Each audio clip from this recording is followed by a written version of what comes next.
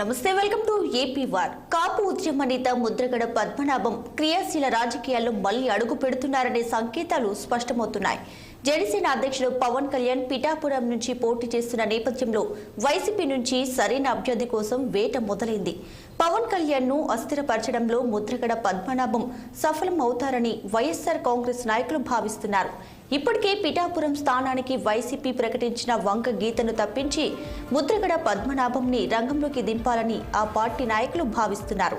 ఇక వైసీపీ వేసిన ప్లాన్ ప్రకారం పవన్ కళ్యాణ్ ను కుదురుగా రాష్ట్ర వ్యాప్తంగా ప్రచారం చేసుకోనివ్వకుండా, అలాగే నియోజకవర్గంలో కూడా చికాకు కలిగించే విధంగా వివరించగలరని వైసీపీ నాయకులు అధిష్టానం వద్ద ప్రస్తావించినట్లుగాను ఈ కోణంలో నిర్ణయం తీసుకునే ప్రయత్నాలు జరుగుతున్నాయని సమాచారం.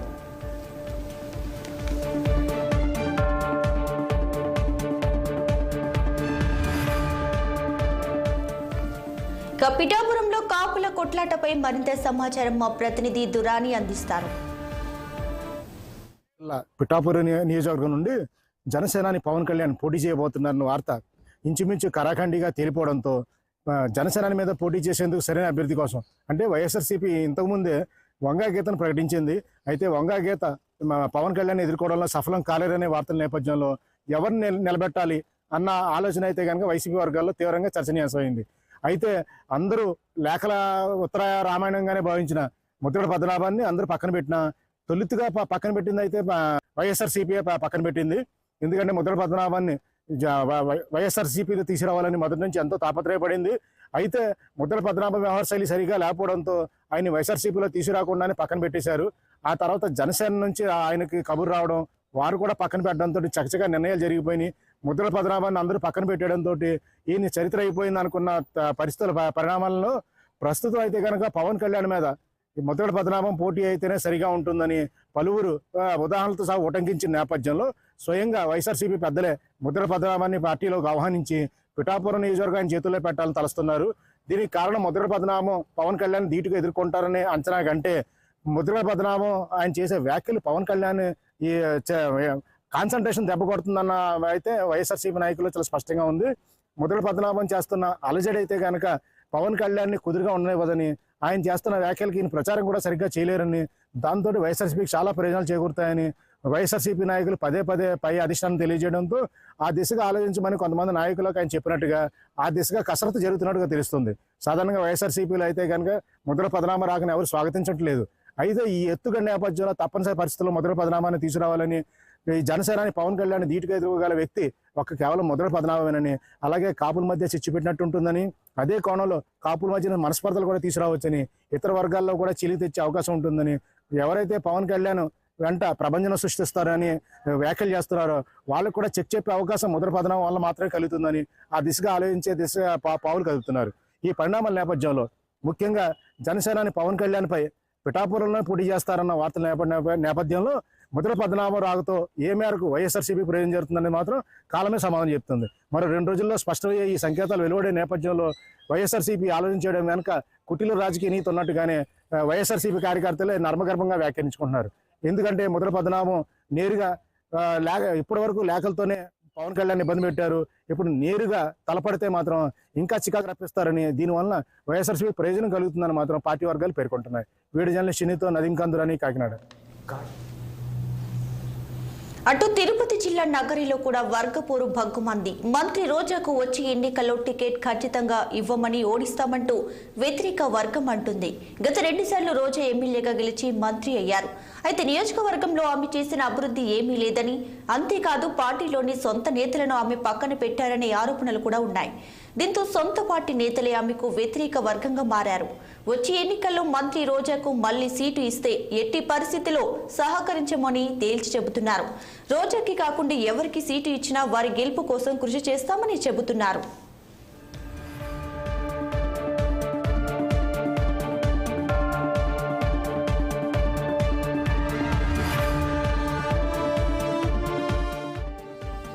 ఇక మరోవైపు 9 జాబితాలను విడుదల చేసినటువంటి వైఎస్ఆర్ కాంగ్రెస్ పార్టీ అధిష్టానం నగరి సీటుపై మాత్రం క్లారిటీ ఇవ్వలేదు. ఈసారి విడుదల చేయబోయే లిస్టులో నగరి ఇన్ఛార్జ్ పేరు ఉంటుందనే ప్రచారం జరుగుతుంది. దీంతో నియోజకవర్గం నేతలు ఆందోళన వ్యక్తం చేస్తున్నారు.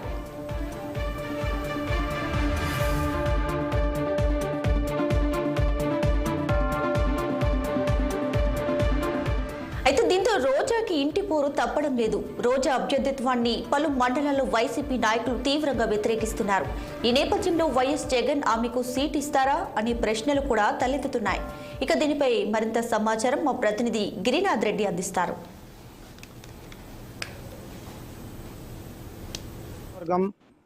మంత్రి ఆర్కే రోజుకి టికెట్ వస్తుందా లేదా అంటూ కూడా సోషల్ మీడియాలో విపరీతమైన ప్రచారం అయితే జరుగుతున్న పరిస్థితి అయితే ఉంది. రోజాకి టికెట్ రాదంటూ కూడా సరే కింద కామెంట్స్ పెడుతున్న పరిస్థితి అయితే ఉంది. అయితే వైఎస్ఆర్ పార్టీ ఏదైతే విడుదల చేస్తున్న సమన్వయకర్త జాబితాలో ఇప్పటి వరకు కూడా సరే రోజా పేరు ప్రకటించకపోవడంతో అటు జనసేన టీడీపీ తీవ్ర స్థాయిలో కూడా రోజాకి టికెట్ రాదంటూ కూడా సరే కొన్ని మీడియా సమావేశాల్లో చెప్పడం కూడా అయితే జరుగుతుంది. అయితే మనం ఒకసారిగా చూసుకున్నట్టయితే 2014 ఎన్నికలు కానీ 2019 ఎన్నికల్లో కూడా సరే రోజాకి టికెట్ రాదు అంటూ కూడా సరే ప్రచారం జరిగిన పరిస్థితి అయితే కూడా ఉంది. అయితే 2014లో ఆమె గెలుపొందిన పరిస్థితి అయితే 2019లో కూడా ఆమె గెలిచిన పరిస్థితి అయితే కూడా ఉంది. అయితే గత కొన్ని రోజులుగా కూడా సరే ఏదైతే వైఎస్ఆర్ పార్టీ ఎమ్మెల్యేల జాబితా విడుదల చేస్తున్న దాంట్లో మంత్రి ఆర్కే రోజాకి నగిరి నియోజకవర్గం ఈసారి ఖచ్చితంగా అభ్యర్థులను మారుస్తారు. దానికి కారణం ఆ మీద అలిగేషన్స్ ఉన్నాయంటూ కూడా సరే కొంతమంది చేస్తున్న ఆరోపణలు ఎత్తి చూస్తూ కూడా సరే అంటే సోషల్ మీడియా వేదిక కూడా సరే మంత్రి రోజా పైన తీవ్ర స్థాయిలో కూడా సరే ట్రోల్ చేస్తున్న పరిస్థితి అయితే ఉంటుంది. అయితే ఇవన్నీ కూడా సరే నాణ్యానికి ఒకవైపు అయితే ఇప్పటి వరకు కూడా సరే మనం చూసుకున్నట్టయితే అటు టీడీపీ మీద కానీ జనసేన అధినేతల మీద కూడా సరే పవన్ కళ్యాణ్ కాబట్టి చంద్రబాబు మీద కాదు తీవ్ర స్థాయిలో వైఎస్ఆర్సీపీ అధినేత జగన్మోహన్ రెడ్డిని కానీ అదేవిధంగా మహిళల మీద కానీ కార్యకర్తల మీద ఎక్కడైనా దాడులు జరిగినా ఏదైనా మాటలు తోటాలు పేలినా కానీ ముందు వరుసలో ఉండి ఫ్రైన్ బ్యాండ్గా ముద్ర వేసుకున్నటువంటి రోజా ఎప్పుడు ముందు వరుసలో ఉంటారు. అటువంటి ఏదైతే ఉన్నటువంటి మహిళా మంత్రులు ఎవరైతే ఉన్నారో రజనీ లాంటి వ్యక్తులు కూడా సరే చిన్న స్థాయిలోనే ఖండిస్తారు. కానీ ఆ మంత్రి రోజా మాత్రం చంద్రబాబు నాయుడిని ఏదైతే జైలుకు పంపించిన ప్రతి స్వీట్లు పంచుతూ కూడా సరే సోషల్ మీడియాలో వేదికగా అవన్నీ మనం చూస్తున్న పరిస్థితి అయితే కూడా ఉంది. అయితే మంత్రి రోజాకి టికెట్ వస్తుందా రాదా కేవలం అక్కడ ఉన్నటువంటి ఏదో నగిరి నియోజకవర్గంలో కొంతమంది స్థానిక నేతలతో కొన్ని చిన్నపాటి వివాదాలు ఉన్నాయి. దీనికి కారణంగా ఆమెకు మంత్రి పదవి రాదంటూ కూడా సరే పెద్ద ఎత్తున కూడా సోషల్ మీడియాలో ప్రచారం జరుగుతుంది. ఏది ఏమైనప్పుడు కూడా సరే మనకున్నటువంటి సమాచారం ప్రకారం మంత్రి ఆర్కే రోజా ఖచ్చితంగా ఈసారి కూడా టికెట్ రాబోతుంది. ఖచ్చితంగా మంత్రి ఆర్కే రోజా అక్కడి నుంచి హ్యాట్రిక్ కొడతారనేసి కూడా మనకున్న సమాచారం అయితే ఉంది. అయితే 2019 ఎన్నికల్లో జగన్ వేలో ఖచ్చితంగా ఉన్నప్పుడు కూడా సరే మంత్రి రోజా అయితే ఓడిపోతుండే అంటూ కూడా సరే ఆ రోజుల్లో కూడా సరే ట్రోల్ చేసిన పరిస్థితి. అయితే మనం ఒకసారి చూసుకున్నట్టే ప్రతి ట్రోలింగ్ వెనక కూడా సరే ఆ డైమండ్ రాణి అంటూ కూడా సరే కొన్ని ట్రోల్ చేసిన పరిస్థితి అయితే ఉంది. అట్లు ఏదైతే మంత్రి రోజా మీద తీవ్ర స్థాయిలో కూడా సరే అటు పీకే ఫ్యాన్స్ అంటే ఇక్కడ ఏం జరుగుతుందంటే ఒక పవన్ కళ్యాణ్ లాంటి వ్యక్తి మీద తీవ్ర స్థాయిలో ప్రతి ఆరోపణలు చేసుకున్నప్పుడు తీవ్ర స్థాయిలో ఏదైతే మంత్రి ఆరోపిస్తూ పవన్ కళ్యాణ్ కానీ అదేవిధంగా చంద్రబాబు నాయుడు మీద చేసిన కామెంట్స్కి ఇక్కడ ఉన్నటువంటి పవన్ కళ్యాణ్ ఫ్యాన్స్ అయితే ఒప్పుకునే పరిస్థితి అయితే లేదు.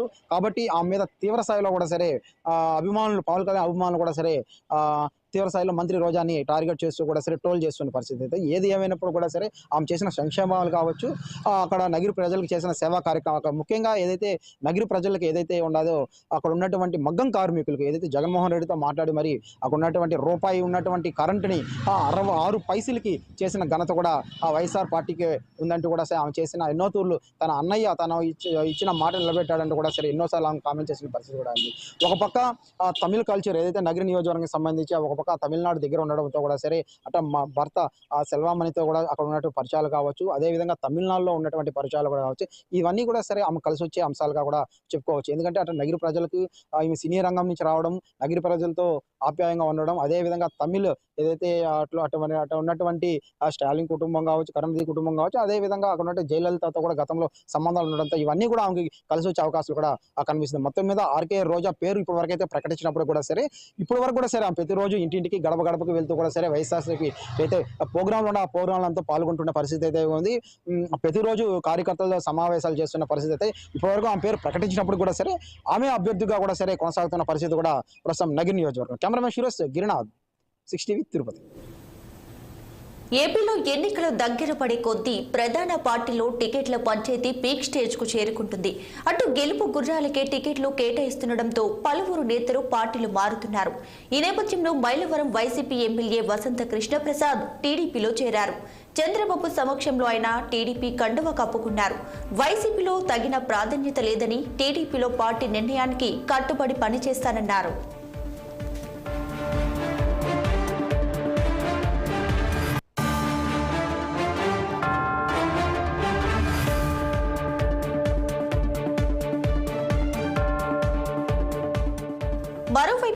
మైలవరం టికెట్ను మాజీ మంత్రి సీనియర్ నాయకులు దేవినేని ఉమా కోరుతున్నట్లు తెలుస్తుంది.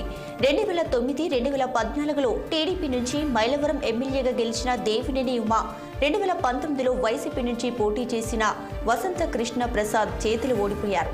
దీంతో ఈసారి కూడా మైలవరం నుంచి పోటీ చేయాలని దేవినేని పట్టుబడుతున్నారు. ఇప్పటికే వసంత కృష్ణ ప్రసాద్ను పార్టీలో చేర్చుకోవద్దంటూ గతంలోనే దేవినేని ఉమా అధినేతకు చెప్పినట్లు సమాచారం. అయినా మారుతున్న పరిస్థితులకు అనుగుణంగా వసంతను పార్టీలో చేర్చుకున్నట్లు తెలుస్తుంది. అయితే వసంత కృష్ణ ప్రసాద్ చేరిక సమయంలో కూడా దేవినేని ఉమా ఎక్కడా కనిపించలేదు.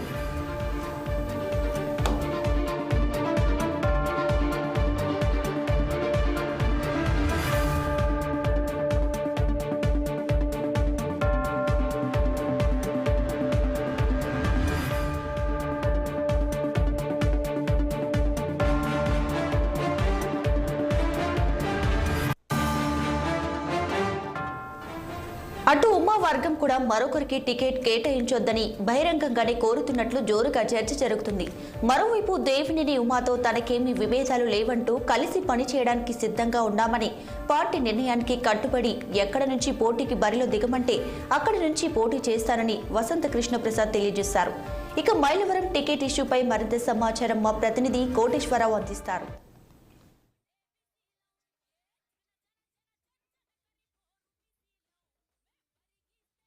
ఎన్టీఆర్ జిల్లాలోని మైలవరం నియోజకవర్గం రాజకీయాలు రోజు రోజుకి రసవత్తరంగా మారుతున్నాయని చెప్పుకోవచ్చు. ఎందుకంటే వచ్చే ఎన్నికల్లో టీడీపీ తరఫున ఎవరు పోటీ చేయబోతున్నారని ఒక ఉత్కంఠ అయితే ప్రస్తుతం అయితే కొనసాగుతూనే ఉంది. ప్రస్తుతం చూసుకుంటే దేవినేని ఉమా మరి అక్కడ నుంచి తెలుగుదేశం అభ్యర్థిగా ఫస్ట్ నుంచి అక్కడ ప్రచారం జరిగింది. అయితే అనూహ్య పరిణామాల మధ్య దేవినేని ఉమాకు మరి టీడీపీ జనసేన ఉమ్మడి జాబితా ఏదైతే ఉందో ప్రథమ లిస్టులో ఫస్ట్ జాబితాలో ఆయన పేరు లేకపోవడం ఒక సంచలనంగా మనం కూడా చెప్పుకోవచ్చు. ఎందుకంటే మాజీ మంత్రి సుదీర్ఘకాలం మరి తెలుగుదేశంలో ఉన్నటువంటి నేత దేవినేని ఉమా కాబట్టి ఖచ్చితంగా మైలవరం సీటు వస్తుందని కూడా ఫస్ట్ నుంచి ఆశించారు. అయితే అనూహ్య పరిణామాల మధ్య ఆయన పేరు ఆయన ఫస్ట్ లిస్టులో చోటు దక్కకపోవడం కూడా చాలా అనూహ్య పరిణామాలు దారితీశాయని కూడా చెప్పుకోవచ్చు. ముఖ్యంగా చూసుకుంటే ఈ మైలవరం నియోజకవర్గంలో మరి టీడీపీ టికెట్ ఆశిస్తున్నటువంటి అభ్యర్థులు అయితే చాలామంది ఉన్నారని కూడా చెప్పుకోవచ్చు. రోజు రోజుకి ఆ లిస్ట్ అయితే పెరుగుతూనే ఉందని కూడా చెప్పుకోవచ్చు. ముఖ్యంగా చూసుకుంటే మరి సిట్టింగ్ ఎమ్మెల్యే వైఎస్ఆర్సీపీ నుంచి సిట్టింగ్ ఎమ్మెల్యే ఎవరైతే ఉన్నారో వసంత కృష్ణ ప్రసాద్ ఇటీవలనే మరి చంద్రబాబు నాయుడు సమక్షంలో హైదరాబాద్లో టీడీపీ కండువా కప్పుకున్నారు. అయితే ఖచ్చితంగా ఈసారి మైలవరం నుంచి వైసీపీ నుంచి వచ్చినటువంటి వసంత కృష్ణ ప్రసాద్ టీడీపీ అభ్యర్థిగా పోటీ చేయబోతున్నారనే ఒక ప్రచారం అయితే జరుగుతున్న నేపథ్యంలో ఉమాను పక్కన పెట్టారా, ఉమాను ఎందుకు మరి సీటు ఇవ్వలేదు అనేది కూడా ఒక అనుమానం అయితే వ్యక్తం చేస్తున్న నేపథ్యంలో మరొకరైతే టీడీపీ నుంచి మరొకరు గట్టి పోటీ అయితే ఇస్తూ ఉన్న పరిస్థితి కూడా చూస్తున్నాము. గొల్లపూడికి చెందినటువంటి మరి మరొక నేత ఆయన బొమ్మసాని సుబ్బారావు అని కూడా చెప్పుకోవచ్చు. బొమ్మసాని సుబ్బారావు గత కొంతకాలంగా మైలవరం సీట్ని స్థానికులకు ఇవ్వాలంటూ కూడా పెద్ద ఎత్తున ప్రచారం అయితే చేశారు. మరి మైలవరం నియోజకవర్గంలో పలు కీలక నేతలను కూడా ఆయన మరి వెంటబెట్టుకొని ఈ ప్రచారానికి కూనుకున్నారని కూడా చెప్పుకోవచ్చు. అంతేకాకుండా ఇటీవల కాలంలో ఆత్మీయ సమావేశాలు కూడా నిర్వహించి ఒక మరి టీడీపీలో వర్గ పోరుకైతే ఆయన దారి తీశారని కూడా చెప్పుకోవచ్చు. అయితే ఇటువంటి పరిణామాల మధ్య జరుగుతున్న నేపథ్యంలో మరి జనసేన కూడా ఖచ్చితంగా ఈసారి మైలవరం సీట్ని తమకే ఇవ్వాలంటూ కూడా ఇటీవల కాలంలో కొంత డిమాండ్ అయితే చేస్తున్న నేపథ్యంలో అసలు మైలవరం సీటు మరి టీడీపీకి మరి జనసేన ఉమ్మడి అభ్యర్థి ఎవరనేది కూడా కొంత ప్రశ్నార్థకంగా మారుతుందని కూడా చెప్పుకోవచ్చు. అయితే ఖచ్చితంగా చెప్పుకోవచ్చు గత కొంతకాలంగా వసంత కృష్ణప్రసాద్కే ఈసారి సీటు వస్తుందని మరి ఊహాగానాలు అయితే పెద్ద ఎత్తున చక్కర్లు కొడుతున్నాయి. అయితే ఆయన ఇటీవల టీడీపీలో చేరిన సందర్భంగా కొన్ని కీలక వ్యాఖ్యలు అయితే చేశారు వసంత కృష్ణప్రసాద్ అని కూడా చెప్పుకోవచ్చు. ముఖ్యంగా చూసుకుంటే ఆయన ఏదైతే ఉందో చేరిన సందర్భంగా తాను టీడీపీలో చేరడం ఎటువంటి డిమాండ్లు కానీ ఎటువంటి షరతులు కానీ లేవు, తాను ముఖ్యమంత్రి చంద్రబాబు నాయుడును చూడటమే తన లక్ష్యంగా తన ధ్యేయంగా మరి ఈ పార్టీలో చేరడం జరిగింది. అంతేగాని మైలవరం సీటు కానీ మరి ఏ ఇతర సీటు కానీ తాను ఆశించట్లేదని కూడా చెప్పారు. అంతేకాకుండా మైలవరంలో దేవినేని ఉమాకి సీటు ఇస్తే తాను ఖచ్చితంగా పనిచేస్తానని ఆయన గెలుపు కోసం నేను కృషి చేస్తానని కూడా ఆయన చెప్పడం జరిగింది. అయితే దేవినేని ఉమా దీనికి మాత్రం ఎటువంటి స్పందించలేదు, ఎటువంటి ప్రకటన చేయలేదు కూడా చెప్పుకోవచ్చు. అంతేకాకుండా ఆయన నుంచి దేవినేని ఉమా నుంచి ఎటువంటి సానుకూల స్పందన కూడా రాలేదని కూడా చెప్పుకోవచ్చు. అయితే ముఖ్యంగా వసంత కృష్ణప్రసాద్ అయితే టీడీపీలో చేరిన తర్వాత ఆయన పని చకచక మరి మైలవరం నియోజకవర్గంలో చేసుకుంటూ పోతున్న పరిస్థితి కూడా చూస్తున్నాము. అంతేకాకుండా టీడీపీలో ఎవరైతే ముఖ్య నాయకులు మైలవరం ఉన్నారో వారందరినీ ఇప్పటికే ఆయన కలిశారు, తమకు మద్దతు ఇవ్వమని కూడా కోరినట్లు కూడా సమాచారం అందుతుంది. అంతేకాకుండా అయితే ఇటువంటి పరిణామాలు జరుగుతున్న నేపథ్యంలో గత 2 రోజులుగా కొన్ని అనూహ్యమైన పరిణామాలు కూడా జరిగినాయని కూడా చెప్పుకోవచ్చు. అయితే ఎప్పటి వరకు బద్ధశత్రువులుగా ఉన్నటువంటి మరి దేవినేని ఉమా, అంతేకాకుండా సుబ్బారావు ఎవరైతే ఉన్నారో ఆయన బొమ్మసాని సుబ్బారావు ఎవరైతే ఉన్నారో ఇటీవల కాలంలో వారిద్దరూ ఒకే వేదిక పంచుకున్నారు.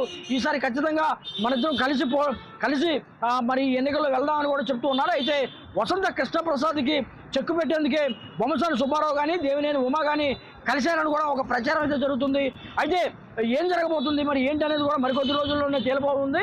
అంతేకాకుండా టీడీపీకి సంబంధించినటువంటి అంశం మరికొద్ది రోజుల్లోనే మరి తేలిపోయింది. అయితే 2వ జాబితాలో ఖచ్చితంగా మైలవరానికి సంబంధించినటువంటి అభ్యర్థిని ఖరారు చేసే అంశాన్ని కూడా చంద్రబాబు నాయుడు పెద్ద ఎత్తున కసరత్తు చేస్తున్న పరిస్థితుల్లో మరి కొద్ది రోజుల్లోనే మైలవరం రాజకీయాలకు సంబంధించినటువంటి టీడీపీ అభ్యర్థి ఎవరో తేలిపోతుంది. ఇది మైలవరం సంబంధించినటువంటి మరి తాజా పరిస్థితిని కూడా చెప్పుకోవచ్చు. కెమెరామెన్ బాలకృష్ణతో కోటేశ్వరరావు, 6 టీవీ కోసం విజయవాడ నుంచి. ఏపీలో ఎన్నికలు జరగనున్న వేళ మళ్లీ రాజధాని అంశం తెరపైకి వచ్చింది. సీఎం జగన్ రాజధాని విషయంలో మరోసారి కీలక వ్యాఖ్యలు చేశారు. విశాఖ పర్యటనలో ఉన్న సీఎం జగన్ ఎన్నికల తర్వాత ఏపీ రాజధానిగా విశాఖపట్నం ఉంటుందని, తాను గెలిచి విశాఖలోనే మరోసారి సీఎంగా ప్రమాణ స్వీకారం చేస్తానని స్పష్టం చేశారు. అంతేకాకుండా విశాఖలోనే సీఎం నివాసం ఉంటుందన్నారు. అయితే ఎన్నికలకు సరిగ్గా 1 నెల రోజుల ముందే సీఎం రాజధాని అంశం తెరపైకి తేవడం ఇప్పుడు ఏపీలో రాజకీయ చర్చకు దారితీసింది.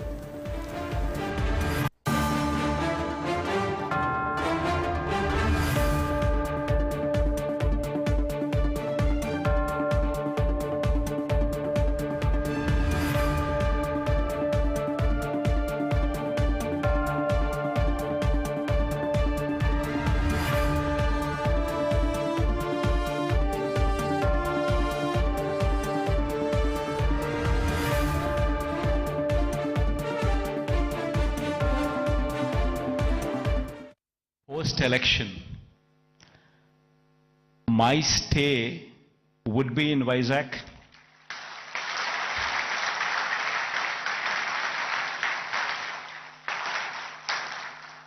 In fact, my swearing-in ceremony also would be in Vizag.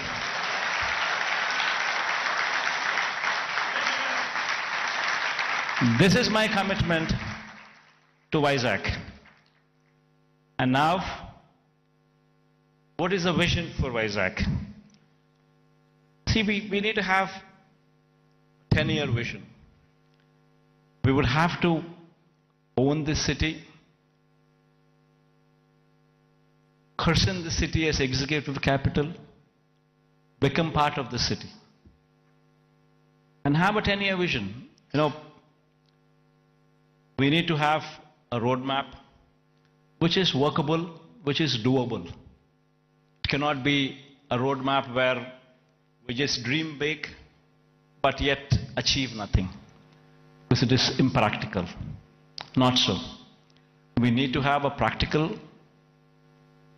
solution, we need to have a practical approach, and we need to have a vision which is realizable in 10 years' time. ఇకపోతే అమరావతి గురించి కూడా జగన్ కొన్ని వ్యాఖ్యలు చేశారు. తాను అమరావతికి వ్యతిరేకం కాదన్నారు. అమరావతి శాసన రాజధానిగా ఉంటుందన్నారు. అన్ని ప్రదేశాలు సమానంగా అభివృద్ధి చెందాలన్నదే తమ ఉద్దేశమన్న జగన్ కర్నూలు న్యాయ రాజధాని అవుతుందన్నారు. అయితే విశాఖలో ఇప్పటికీ అన్ని సదుపాయాలు ఉండటం వల్లే పరిపాలన రాజధానిగా ఎంచుకున్నామన్నారు.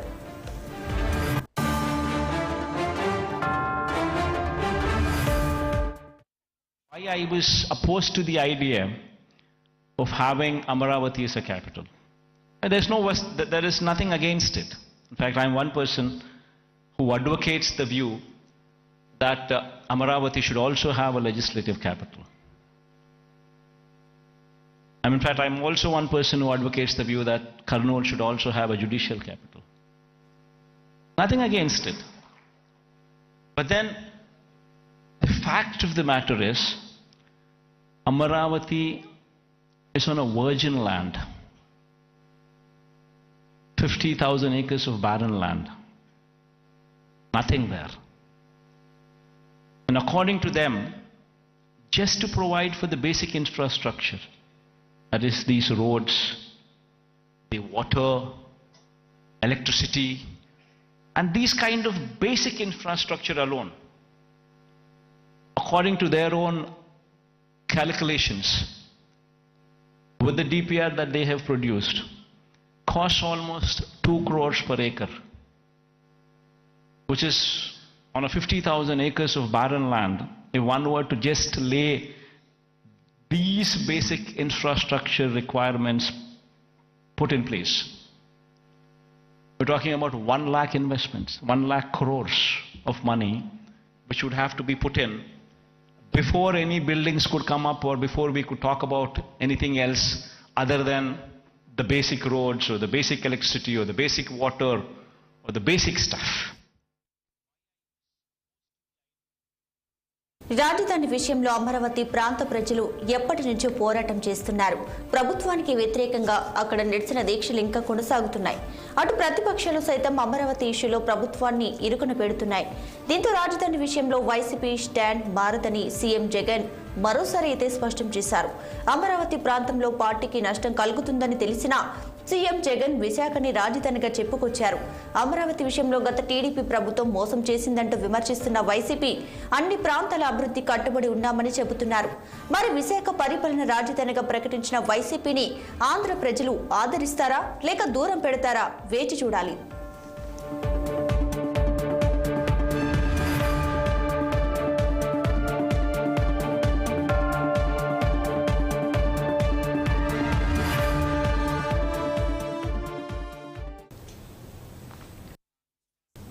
ఇది ఇవాల్టి ఏపీ వార్. చూస్తూనే ఉండండి 6 టీవీ. ఇది సామాన్యుడి ఆరో ప్రాణం.